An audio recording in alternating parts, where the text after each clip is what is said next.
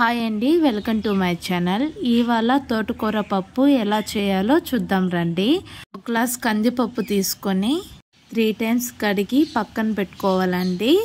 Half an hour తర్వాత 2 glass water add చేసుకొనేసి 2 onion 2 tomato వేసుకొని కట్ చేసి వేసుకోవాలండి.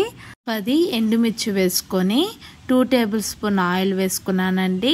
ఆకుకూరలో ఎప్పుడు పచ్చిమిర్చి వేసుకుంటే అది చాలా టేస్టీగా వస్తుందండి. ఇప్పుడు మూత పెట్టుకొని 3 విజిల్స్ రానియాలండి.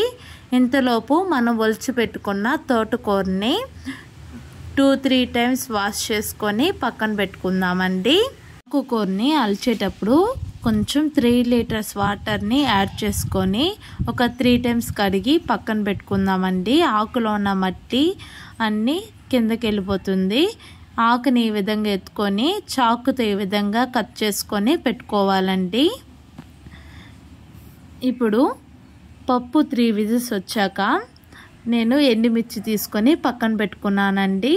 మనం కట్ చేసి పెట్టుకున్న తోటకూరని ఇందులో వేసుకుందామండి. ఇప్పుడు ఒక చిన్న నిమ్మకాయ సైజ్ అంతా చింతపండు వేసుకొని 3 విజిల్స్ రానిచ్చుకుందామండి. ఎవరైతే మన ఛానల్ని ఫస్ట్ టైం చూస్తున్నారో ప్లీజ్ లైక్ చేయండి, సబ్స్క్రైబ్ చేయండి, షేర్ చేయండి. ఇప్పుడు 3 విజిల్స్ వచ్చాక చింతపండుని పక్కన తీసి పెట్టుకుందామండి.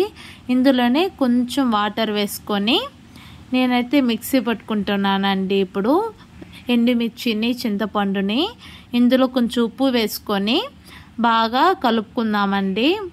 ప్యూరీలాగా మిక్సీ పెట్టుకున్న తర్వాత ఇప్పుడు ఒక కడాయి పెట్టుకొనేసి 5 టేబుల్ స్పూన్ ఆయిల్ వేసుకొని ఆయిల్ హీట్ అయ్యాక 1 టేబుల్ స్పూన్ ఆవాలు, 1 టేబుల్ స్పూన్ జీలకర్ర, 3 ఎండుమిర్చి వేసుకొని ఇలా ఫ్రై చేసుకోవాలండి. ఇందులోనే వడిమి వేసుకొని ఫ్రై చేసుకోవాలండి. ఆకుకూరలో ఎప్పుడు వడిమి వేసుకుంటే చాలా రుచిగా ఉంటుందండి. ఇప్పుడు 1 టేబుల్ స్పూన్ పసుపు వేసుకొని కొంచెం ఇంగువ వేసుకొని ఫ్రై చేసుకుందాం.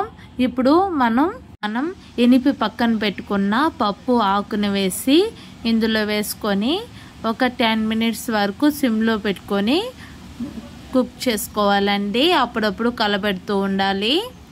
లాస్ట్లో కరివేపాకు, కొత్తమల్లి వేసుకొని ఒక 2 మినిట్స్ వరకు బాయిల్ చేసుకోవాలండి. ఇప్పుడు స్టవ్ ఆఫ్ చేసుకున్న తర్వాత వేడి అన్నంలో పప్పు వేసుకొని 2 టేబుల్ స్పూన్ నెయ్యి వేసుకొని తింటే చాలా రుచిగా ఉంటుందండి. దీంతో అప్పలం. నెక్స్ట్ ఇంకేం కర్రీ చేయాలో చెప్పండి, కమెంట్ బాక్స్లో ఖచ్చితంగా చేసి